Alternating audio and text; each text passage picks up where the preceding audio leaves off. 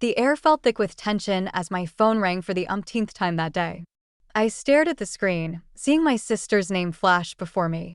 I had been avoiding her calls all morning, and now I couldn't ignore it any longer. Not after the message she sent me last night. I need $500,000 for my wedding. Or I'll go without you. The words had hit me like a slap in the face, but what hurt the most was that I knew she wasn't joking. I never expected her to ask me for that kind of money. Of all people, she knew the financial strain I was under. My bills were piling up, and I was working overtime just to keep my head above water. But still, she called. And she demanded. She didn't even ask. I could already picture her face, that confident smirk she wore whenever she got what she wanted. This time, though, it wasn't going to work. I took a deep breath before I finally picked up the phone. Hello? My voice was steadier than I felt. Listen, I don't have time for your excuses. You know how important this wedding is to me. If you want to be in it, you have to come through. She snapped, as if I had been the one holding her hostage in this bizarre ransom game. My sister, with her picture-perfect life and tendency to manipulate anyone to get what she wanted, had crossed a line. I had always been the one who got dragged along, who played along with her fantasies, but this time, I wasn't going to back down. I thought about the years we'd spent together, how I had always been there for her, whether it was helping her with school, her first job, or just being her emotional punching bag. But this felt like a betrayal. I can't do it, Emily. I'm sorry, but this isn't going to happen, I said, my voice firm. There was a long pause on the other end. The silence felt heavy. I knew she wasn't going to like what I said, but for the first time, I felt empowered. I wasn't going to play her game anymore. The tables were about to turn. My sister, Emily, and I had always been close, or at least I had thought we were. Growing up, it was the two of us against the world. Our parents were busy, always working hard to make ends meet, and though we weren't exactly wealthy, there was always love and laughter in our household. Emily was the golden child, the one who always seemed to have it together. She was smart, pretty, outgoing, and had this charisma that drew everyone to her. I, on the other hand, was more reserved, a bit introverted. I wasn't a total outcast, but I wasn't the one people flocked to like she was. Yet, for some reason, Emily always made me feel important in her world, even though I often felt like the second fiddle. As kids, I would do anything for her. Whether it was listening to her dramatic stories or helping her study for tests, I was her #1 supporter. She was my sister, and I loved her fiercely. But over the years, I started noticing a shift in our relationship. Emily's need for attention had become more pronounced, and her expectations grew higher. When she began planning her wedding, I was excited for her, but as the months passed, something started to feel off. The engagement party came and went, and with it, an unspoken pressure started mounting between us. I had always been the one to take a back seat to Emily's dreams. In high school, I was the one who drove her to her dates with her boyfriends, listened to her complain about all the things going wrong in her life, and stood behind her at every major event, clapping and cheering for her. It was what sisters did, right? But as we grew older, I began to wonder if that dynamic had taken a toll on me. I had gone through my own struggles, battling self-doubt, trying to establish a career, and dealing with the financial stress of living paycheck to paycheck. But somehow, those issues never seemed to matter to Emily. She was always the one who got the attention, the one who seemed to get everything she wanted. When she first brought up the idea of a lavish wedding, I thought it was just a passing thought, a fantasy that many people have when they get engaged.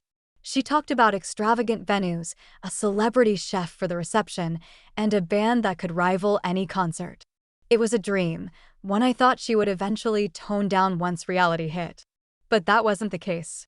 Emily began to zero in on her wedding budget, and soon, the number she had in mind wasn't just unreasonable, it was astronomical. When she casually mentioned that her dream wedding could only be possible if everyone around her pitched in, especially me, I was taken aback. She had never asked me for money before. Not for clothes, not for a new phone, not even when she wanted a new car. She had always been the one who managed to pull it off herself, making her way through life with ease. But now, suddenly, she needed me. Not just any amount, though. No, she demanded $500,000. The audacity, the sheer expectation that I would drop everything to fulfill her wish. Was I really supposed to sacrifice everything for her? It was as though she assumed the world revolved around her and that my role was simply to support her dreams, no matter the cost to me. At first, I thought it was a joke. Surely, she was exaggerating, right? But when I saw her face through the phone screen, when I heard the sincerity in her voice, I realized she was dead serious. "I need this, or it's not going to happen," she said. She told me that her wedding was going to be the event of the decade, and if I didn't help her, she would consider me out of the picture entirely. The weight of her words hit me like a ton of bricks. For years, I had let her call the shots, let her be the one to dictate the terms of our relationship. But something inside me snapped. How had I let things go this far? I was tired of being the one who always came second. As the days went by, I couldn't stop thinking about her request. Part of me wanted to help her, to make her dream come true. But the other part of me, the part that had been silenced for too long, started to wake up. I was tired of being the backburner sibling, the one who was always left with the scraps. Emily's world wasn't perfect, no, but she always seemed to get what she wanted. It was as though the universe was on her side, and if she needed something, she had a way of making it happen. But that's when it hit me. She wasn't just asking for money. She was asking for control. My sister was trying to manipulate me into giving up everything for her. She wanted to impose her fantasy on me without considering the reality I was facing. She didn't know how hard I was working, how difficult it was to make ends meet each month. She didn't see the exhaustion that weighed on me every time I clocked into my second job. All she saw was her vision of the perfect wedding, and I was the means to an end. I was angry, not just at her, but at myself. How'd I let her take advantage of me like this? I'd always been the reliable one, the one who gave in to her needs and desires, but I was starting to see things clearly. This wasn't a relationship built on love, it was a relationship built on convenience for her. Still, I couldn't shake the guilt. It was hard to imagine standing up to her. She had always been the dominant force between us, and I was the one who made excuses for her behavior. If I said no, would I lose her for good? Would this be the breaking point of our relationship? I knew, deep down, that I couldn't give in this time. But I also knew that saying no to her might be the hardest thing I had ever done. My mind raced as I weighed the consequences. Would I stand my ground, or would I fold like I always had in the past? As the days passed, I realized that whatever I chose to do next would change everything. But the last laugh, I told myself, would be mine. The days following my conversation with Emily were a blur. Every time I closed my eyes, I could see her face, the way she looked at me like I had betrayed her before I'd even opened my mouth. The idea of telling her no felt impossible, yet here I was, preparing to stand my ground. It was a battle I never thought I'd have to fight, but the lines had been drawn, and there was no turning back now. I couldn't ignore the anxiety swirling in my chest. I had spent so many years supporting Emily's dreams, sacrificing my own, and now I was expected to pay $500,000 for her wedding. It felt like a slap in the face. But even as I wrestled with my decision, another part of me couldn't help but wonder what would happen if I gave in, if I allowed her to pull me into her world once more. Could I really live with myself, knowing that I had abandoned everything I'd worked for just to make her happy? I kept telling myself that this was the right choice, that I needed to stand up for myself. But standing up for myself meant facing the consequences. The fear gnawed at me. What would our family think? What if this tore us apart? We were always close, so close that I had convinced myself that nothing could come between us. But I knew that if I followed through with my decision, nothing would be the same again. As the days passed, Emily's calls became more frequent. At first, she was polite, even pretending to understand my financial situation, but it didn't take long for that facade to crumble. "You don't get it, do you?" she would say, voice thick with frustration. "This is about more than just money. It's about being there for me. It's about supporting me when I need it the most." Each time she called, my resolve hardened. I knew this wasn't just about the wedding anymore. It was about her control over me, the way she had manipulated me for years, slowly taking more than I could give, without ever considering my needs. She had always known how to pull on my heartstrings, how to make me feel guilty for not being there for her in the way she expected. But this time was different. I was no longer going to let her define my life. I wasn't going to be her backup plan anymore. Then came the first blow. Emily sent me a message one night, one that would send my blood boiling. It was simple, short, and laced with passive aggression. If you're not willing to help me, maybe you shouldn't be a part of my special day. It's your choice. I stared at the message for a long time, my fingers hovering over the screen. It was as if she was daring me to make the wrong decision. Her words felt like a final ultimatum, a clear indication that if I didn't comply, I would be left out in the cold. I wanted to respond, to tell her how manipulative she was being, but I knew I had to be careful. If I let her provoke me, I risked giving in to her demands out of guilt, and that wasn't the path I was willing to go down. The next day, I ran into my mom at the grocery store. I hadn't talked to her about the wedding yet, but I knew she'd heard about it. Emily had a way of making everything about herself, and I knew she'd already spun the story to make me look like the villain. Sure enough, as soon as my mom saw me, her face fell. "Have you talked to Emily?" she asked, her tone concerned. I felt a knot tighten in my stomach. "Yeah, we've talked. She told me you weren't going to help her with the wedding," Mom said, her voice almost accusatory. "Is that true?" I tried to stay calm, but the frustration that had been building up finally spilled over. "Yes, it's true," I said, my voice louder than I intended. "I can't do it, Mom. I can't just hand over $500,000 for her wedding. I've tried to explain that, but she doesn't care. She just keeps pushing." My mother's face softened, and she reached out to touch my arm. "I know it's hard, but you have to understand, Emily has always had everything handed to her. She's used to getting what she wants, and now she's expecting you to give it to her. It's not right, but she's your sister. You don't want to hurt her, do you?" I shook my head, frustration bubbling inside me. "I don't want to hurt her, but what about me, Mom? When is it my turn? When do I get to make my own choices without feeling like I have to please everyone else?" Mom didn't respond right away, her eyes flickering with uncertainty. "You know, Emily, she's been under a lot of stress. Weddings are complicated, and she's trying to make everything perfect. Maybe she doesn't realize how much pressure she's putting on you." I sighed, feeling the weight of my mother's words. I know she's stressed. But I'm stressed too. I have my own problems. I don't have $500,000 to throw at her wedding, and I don't know how much more I can keep sacrificing for her. Mom's expression softened, but she still looked torn. "You've always been so responsible. But you have to remember that family comes first." I wanted to argue, to tell her that Emily had crossed a line, but something in me held back. Maybe it was because I didn't want to make things worse with my mom, or maybe I was afraid of losing my family altogether.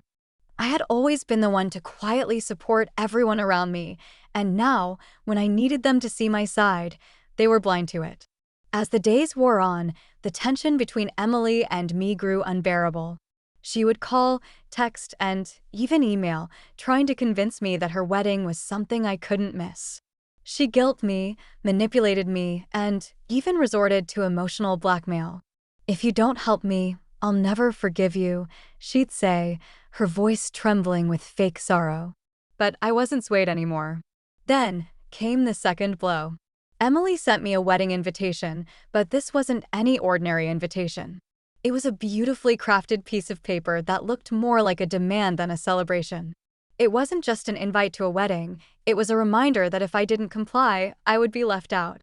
"You're part of this, whether you like it or not," the note said. And beneath that, in bold letters, were the words, "The wedding won't happen without your support." That was it. The audacity of it all. She wasn't just asking me for money, she was asking me to make her priorities mine. Emily was no longer my sister. She was a force that demanded attention, and I was nothing but a tool for her to use. This was no longer about a wedding. It was about control, manipulation, and the lengths she was willing to go to in order to get what she wanted. That night, I sat in my living room, staring at the invitation. My hands shook and my stomach twisted with anxiety. I had always wanted to be there for Emily, to support her dreams, but this wasn't a dream. This was a nightmare that I couldn't wake up from. It wasn't just about money, it was about my life, my autonomy, and my ability to say no. The time had come. I couldn't back down now. I wasn't going to let her run my life any longer. She had pushed me to the edge, and now it was time to take control. I wasn't just standing up to her for the wedding. I was standing up for myself. I took a deep breath, closed my eyes, and began typing my response. This wasn't just a letter, it was my declaration of independence. The weight of the decision settled in the pit of my stomach as I sat there, staring at the phone in my hands. The words I had just typed out were not only a rejection of Emily's demands, they were my declaration of independence. They were a signal that I was finally standing up for myself, no longer allowing her to manipulate me into sacrificing everything for her own vision of perfection. I had spent days agonizing over whether I could actually send this message, wondering if I could handle the consequences of cutting Emily off, of finally taking control of my own life. But after everything she'd put me through, the guilt, the pressure, and the emotional manipulation, I knew that this was the only way forward. If I didn't do it now, I might never find the courage to stand up to her again. The message was simple but firm. I couldn't allow myself to give in, to let her think that money could solve everything. Emily, I typed, my fingers steady despite the turmoil inside. I've thought about your request for the wedding money. And as much as I love you and want the best for you, I can't do this. I can't give you $500,000. Not when it would cost me everything. You've crossed a line by expecting this of me. I'm sorry, but I can't be a part of your wedding this way. I stared at the message, my heart pounding in my chest. I could feel the anticipation creeping up, the fear of how she would react. Would she be angry? Would she even speak to me again? The fear of losing her forever clawed at my insides. But I knew deep down, if she truly cared about me, if our relationship meant anything, she would understand. She would see that this wasn't just about money, it was about respect. I pressed send. The moment the message left my screen, I felt a strange sense of relief, but also a lingering sense of dread. It was out there now. There was no taking it back. I didn't have to wait long. Within minutes, my phone buzzed with a response, and I could already feel my blood run cold. Emily's name appeared on the screen, and I hesitated for just a second before answering. "Why would you do this?" she demanded, her voice barely controlled, the hurt and anger seeping through her words. "After everything I've done for you, everything we've been through, you're going to turn your back on me over money? Is that really what this is about?" I clenched my fists, but I kept my voice calm. "It's not just about money, Emily. It's about you thinking you can take whatever you want without considering the consequences. You've made me feel like I owe you something for years, but I don't. I'm not going to lose myself to make your dream come true at the cost of my own." "Don't talk to me like that," she snapped, her voice rising. "You think I don't know what it's like to struggle? You think I don't know what you've been through? I've had to work hard too, you know. But you don't see me complaining about it, do you?" My chest tightened. "You don't understand, Emily.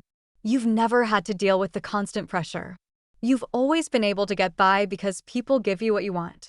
I've had to work harder than anyone to make ends meet, and I can't just hand over $500,000 to support your extravagant fantasy." There was a long silence on the other end of the line. My heart was hammering in my ears. I could feel the tension building, the weight of the words we were exchanging hanging heavily between us. Finally, she spoke, but her tone had changed. It wasn't angry anymore. It was quiet, almost defeated. "I don't know who you are anymore," she said softly. "You're not the person I thought you were. I thought you'd always have my back. But I guess I was wrong." I swallowed, the lump in my throat choking me. "I've always had your back, Emily. But I've been backing up the wrong person. I've spent so much of my life trying to make you happy that I forgot about myself. And I'm not going to keep doing that. Not anymore." There was a sharp intake of breath on the other end, then a click. The call ended abruptly. My hand trembled as I lowered the phone to my lap. It was done. I sat there in the quiet, feeling an odd sense of emptiness. I had just taken a stand, and yet I felt no joy, no sense of victory. Instead, there was a hollow ache that gnawed at me. Had I made the right choice? Was this the end of our relationship for good? I didn't know. But in my heart, I knew one thing. I had made the choice I had to make. The days that followed were a blur of silence. Emily didn't reach out to me again, and neither did our parents. The guilt weighed heavily on me, but so did a strange sense of relief. I hadn't lost my sister. Not yet. But I had reclaimed myself, and that was worth everything. And then, about a week later, I received a message from Emily.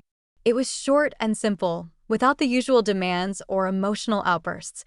"I'm sorry. I shouldn't have asked you for that. I don't know what I was thinking. I still love you." For the first time in a long time, I felt a flicker of hope. It wasn't everything. It wasn't the happy ending I'd imagined, but it was a start. We had both been forced to confront the truth, and now it was up to us to rebuild. Would things ever be the same between us? Probably not. But in that moment, I knew that I had stood my ground, and that was the victory I needed. I wasn't just defending myself, I was defending the future I wanted to build, free from the shadows of my sister's expectations. For the first time in years, I had the power to choose my path, and nothing could take that away. In the days that followed Emily's message, everything felt strangely still. The chaos that had once consumed our relationship had suddenly quieted, but with it came an unfamiliar emptiness. It was as though we were both standing on the edge of something, uncertain of what would happen next. Would we go back to how things were, pretending that nothing had changed? Or would we rebuild our relationship, now knowing the limits that had once been blurred? I spent the next few days reflecting on the choice I had made. I had spent so much of my life prioritizing Emily's happiness above my own, bending to her will because I thought it was what family did. But when I stood my ground and said no, it felt like I was finally letting myself breathe again. I had taken a step toward reclaiming my own sense of self, something I had lost along the way. But the aftermath wasn't as satisfying as I thought it would be. I hadn't heard from Emily since her apology, and the silence between us felt suffocating. I tried to focus on my own life, work, my finances, and the little joys that had been put on hold while I had been caught in the whirlwind of her demands. But I kept thinking about the times we had shared, the moments where we had laughed together, where I had supported her dreams and she had, in her own way, supported mine. Had I really lost that? Was I prepared to never have a real relationship with my sister again? One afternoon, about a week after our conversation, my phone rang again. It was Emily. My heart skipped a beat, and for a moment, I almost didn't pick up. Part of me wanted to leave things as they were, to hold on to my newfound independence. But the other part, the part that still loved her and missed the sister I used to know, told me to answer. "Hello?" I said, my voice cautious but hopeful. "Hey," Emily said, her voice sounding softer than I expected. There was no anger or resentment this time, just an almost apologetic tone. "I've been thinking a lot about everything. I was a real jerk and I'm sorry." I closed my eyes, the weight of her words settling in. It felt like a long time since we had spoken to each other like this, honestly, without any hidden agendas or resentment. "It's okay," I replied, though my voice wavered slightly. "You don't have to apologize. I couldn't keep going along with everything. It was too much." "I get it," she said, a sigh escaping her. "I've been really selfish. I never stopped to think about what you were going through. I was so caught up in my own world, in my own perfect wedding vision, that I didn't consider how it might affect you. I thought you'd just do whatever I asked, like you always did." "Yeah, well," I said, my voice steadying, "I couldn't keep doing that. I had to make a choice, Emily. I love you, but I have to think about myself, too." There was another pause, and then she spoke again, this time with a quiet resolve. "I get it. I do. And I want to change. I want us to be able to talk without you feeling like you're always the one giving in, always the one making the sacrifice." It felt like the first real conversation we'd had in years. For so long, Emily had been the one to set the tone in our relationship, and I had followed along, afraid of losing her if I didn't give her what she wanted. But now, we were both acknowledging that something had to change. The old dynamics couldn't continue if we were going to have any kind of future together. "I don't know what that looks like," I said, my voice softer now, but I think we can figure it out. Maybe we just need some time to rebuild. I'm willing to do that, Emily said, her voice steady now, confident even. I don't want to lose you. I know I've been hard on you, and I don't expect everything to be okay overnight, but I want us to find a way to move forward. We talked for a while longer, discussing everything from the wedding to the years of tension that had silently built between us. There were moments of silence where we both let the weight of our words sink in. But when the conversation finally came to an end, I realized that this was the beginning of something new, not just for Emily and me, but for both of us individually. We weren't the same people we had been before, but maybe that wasn't a bad thing. Over the next few weeks, Emily made efforts to show that she meant what she said. She started reaching out more often, checking in on me not just to talk about her wedding, but to ask about my life, my goals, and how I was doing. It wasn't perfect. There were moments when old habits resurfaced, when I felt the urge to slip back into my old role as the supportive sister who did everything for Emily. But this time, I caught myself. I knew that I couldn't let myself fall back into that pattern. As for the wedding, Emily eventually scaled back her plans. She still had a beautiful ceremony, but it wasn't the over-the-top extravaganza she had initially envisioned. She made some tough decisions, and surprisingly, she respected my boundaries. She asked for my help with small tasks, and I agreed, but this time, I didn't feel like I was giving away parts of myself to make her happy. I was doing it because I wanted to, not because I felt obligated. In the months that followed, our relationship slowly began to heal. We had long conversations, sometimes uncomfortable, sometimes filled with laughter, but each one was a step toward rebuilding what had been broken. There were still moments of tension, still times when I felt like I was giving more than I should, but the difference now was that I wasn't afraid to voice my feelings. And Emily, for the first time, was listening. I had learned that standing up for myself didn't mean cutting people out of my life. It meant finding balance, understanding my own worth, and setting boundaries where they were needed. As for Emily, she had learned that love isn't about control. It's about respect, understanding, and the willingness to meet each other halfway. Looking back, I realized that the hardest thing I had ever done was also the most freeing. By saying no to Emily's demands, I had said yes to myself. And that, in the end, was the greatest gift I could have given to both of us. It's strange how a single decision, one that seemed so impossible at the time, can change the entire course of your life. In the weeks following the chaos that Emily's wedding demands had caused, I realized something profound. Standing up for myself wasn't just about rejecting her request. It was about rejecting the fear that had held me back for so long. The fear of disappointing her, of losing her, and of never measuring up to the expectations she placed on me. In choosing my own happiness, I had begun to reclaim the parts of myself I had lost along the way. The road to rebuilding my relationship with Emily wasn't smooth, and there were times when I doubted whether we could ever return to what we had before. But as we spent more time reconnecting, I saw a side of her I hadn't seen in years, someone who was willing to listen, to understand, and to work through the pain we had both caused. The walls that had been built between us started to crumble, and I began to see her not just as the demanding sister I had always tried to please, but as someone who, deep down, was still the person I had loved all along. Looking back, I don't regret standing my ground. Saying no wasn't easy, and it came with consequences, but it also led to growth for both of us.